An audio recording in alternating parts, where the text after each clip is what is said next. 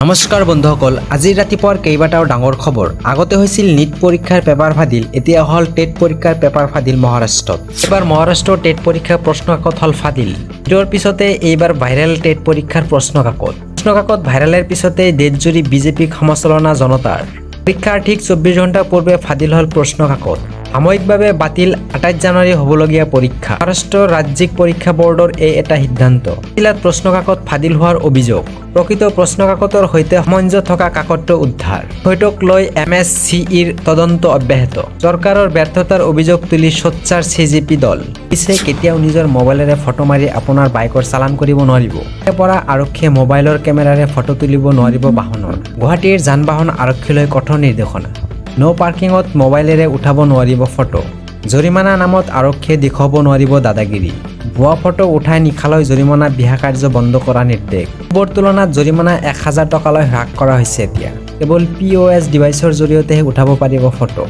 বাহনৰ গৰাকীয়ে লগে লগে লাভ কৰিব লোকচানসহ জৰিমনা। পূৰ্বৰ 179 1 নং ধাৰা সালসলনি কৰিলে প্ৰশাসনে। এইবাৰ BTCত পৰিব বুলডোজাৰৰ কোব। 900ৰো অধিক বিঘা ভূমিত চলিব উচ্ছেদ প্ৰক্ৰিয়া। APDCLক ভূমি হস্তান্তৰৰ বাবে চলিব উচ্ছেদৰ অভিযান।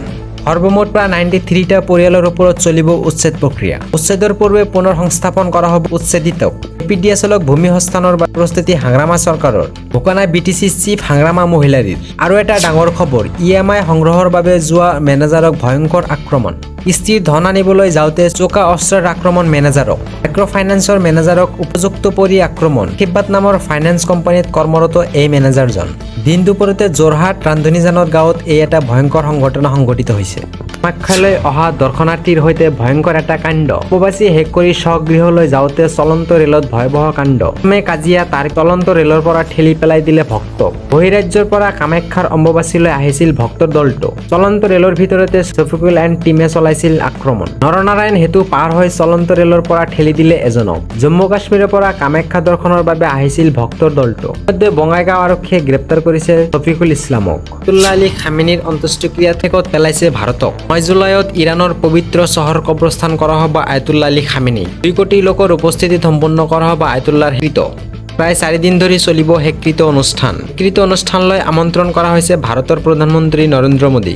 ৰাষ্ট্ৰপতিয়ে আমন্ত্ৰণ জনাইছে প্ৰধানমন্ত্ৰী মোদীক। আমন্ত্ৰণৰ পিছতে এতিয়া হলঠেকত পৰিছে ভাৰত। প্ৰধানমন্ত্ৰী নৰেন্দ্ৰ মোদী নগলে ফাট মেলিব নেকি ইৰাণ ভাৰতৰ সম্পৰ্কত। আনহাতে নৰেন্দ্ৰ মোদী ইৰাণলৈ গ'লে ক্ষুণ্ণ হৈ পৰিব পাৰে ইজৰাইল আমেৰিকা।